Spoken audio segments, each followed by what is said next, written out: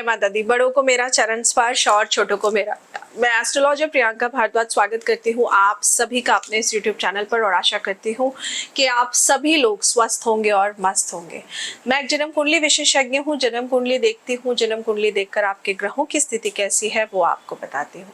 जीवन में अगर आप किसी भी प्रकार की समस्या से गुजर रहे हैं, चाहे वो आपकी पर्सनल लाइफ हो या प्रोफेशनल लाइफ हो, तो आप मुझसे अपना जन्म कुंडली विश्लेषण कराकर अपने ग्रहों की छोटे छोटे उपाय कर कर अपनी लाइफ को सुधार सकते हैं। मुझसे अपॉइंटमेंट लेने के लिए आप नीचे स्क्रीन पर दिए हुए नंबर पर मुझसे कनेक्ट कर सकते हैं और मेरी अपॉइंटमेंट पेड्स होती हैं, मैं फ्री सेशंस नहीं लेती हूँ। आइए वीडियो की शुरुआत करते हैं। और आज मैं आप सबसे बात करने आई हूँ वृषभ राशि को लेकर। वृषभ राशि वालों के लिए जुलाई का महीना क्या खास लेकर आया है।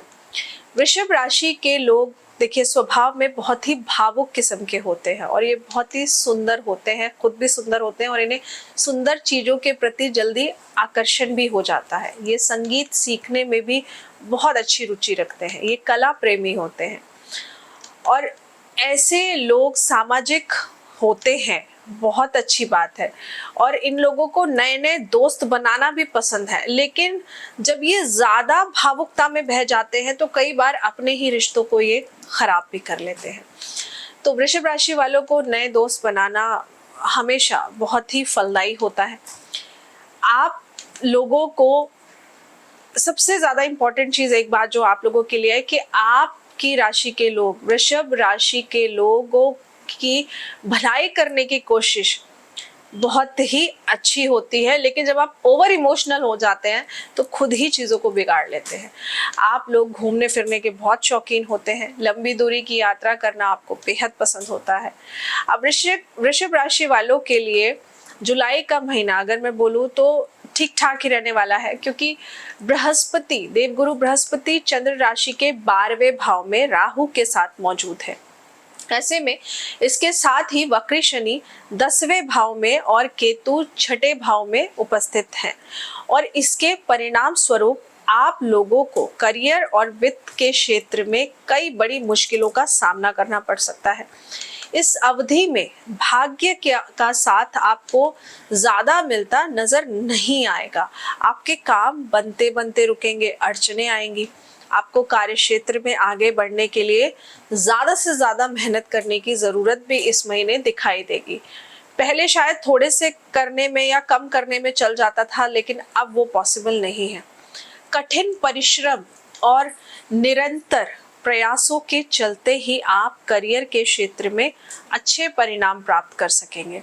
करियर में तेजी से आगे बढ़ना आपके लिए इस महीने थोड़ा सा मैं कहूँगी संभव नहीं होते हुए दिख रहा है, क्योंकि ग्रहों की दृष्टि, ग्रहों की चाल कुछ ऐसी है जो आपके लिए फेवरेबल यहाँ पर हमको नहीं दिख रही है।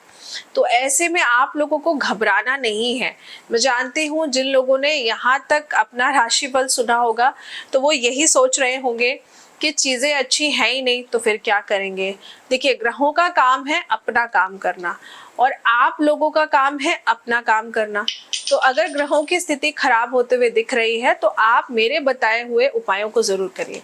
इस महीने आपके लिए चीज़ें इजीली मिलना संभव नहीं है। मैं मानती हूँ कि चीज़ें आपको इजीली नहीं मिलेंगी, लेकिन कहीं ना कहीं आपको जो ध्यान रखना है वो कुछ बातों का ध्यान रखना है जो मैं अब आपको बताऊंगी। देवगुरु बृहस्पति और राहु आपके 12वें भाव में मौजूद होंगे, जिसके चलते आपके खर्चे बढ़ सकते हैं।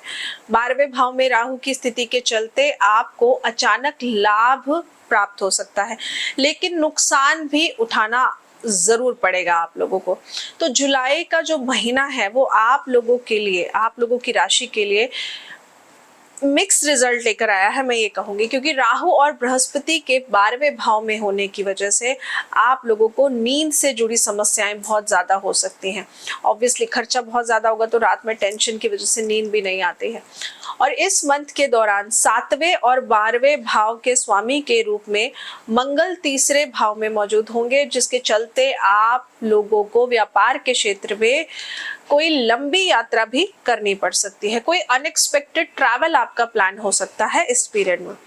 साथ ही मंगल के तीसरे भाव में होने से, तीसरा घर किसका है? पराक्रम का घर है, भाई बहनों के सपोर्ट का घर है।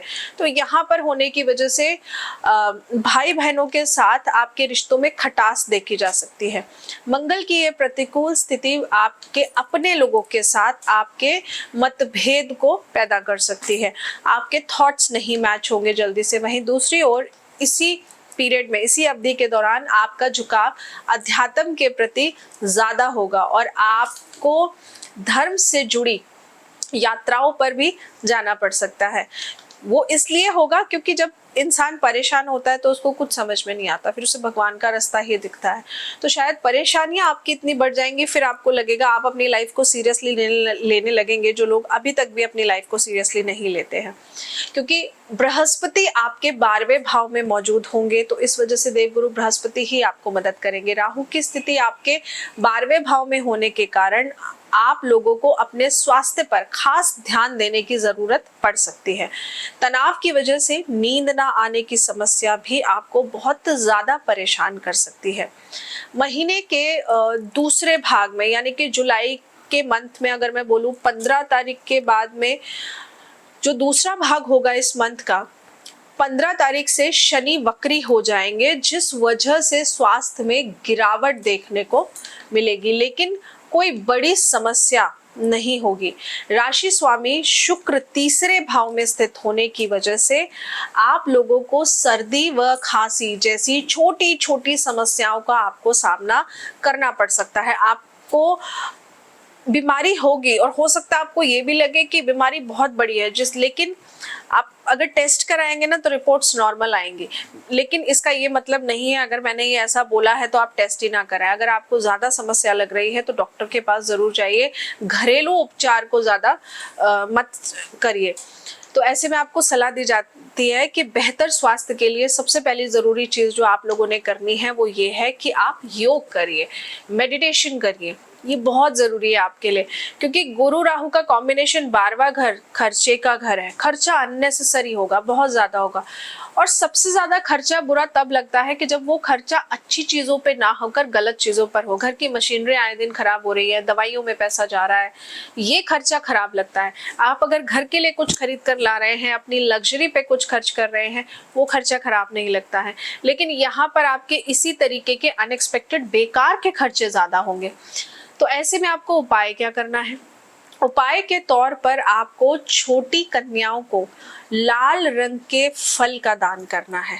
अब ये उपाय आपने हर बुधवार करना है।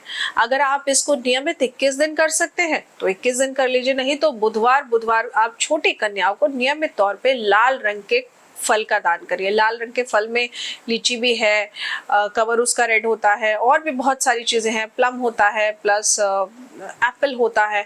तो आप कोई भी रेड कलर का फ्रूट लें और छोटी छोटी कन्याओं को दान करना शुरू कर दें। अब इस पर से जो सवाल मेरे पास आएगा, मैं जानती हूँ कि मैम 1 को करना है कि 2 को करना है। अपनी सामर्थ्य अनुसार दान करिए। अगर बोला है कि रोज दान करना है तो कम से कम 1 कन्या को तो दान करिए, और अगर आप इससे ज्यादा कर सकते हैं, आप इतने समृद्ध हैं, आप दिल खोल के खुश होकर दान कर सकते हैं, तो जरूर करिए।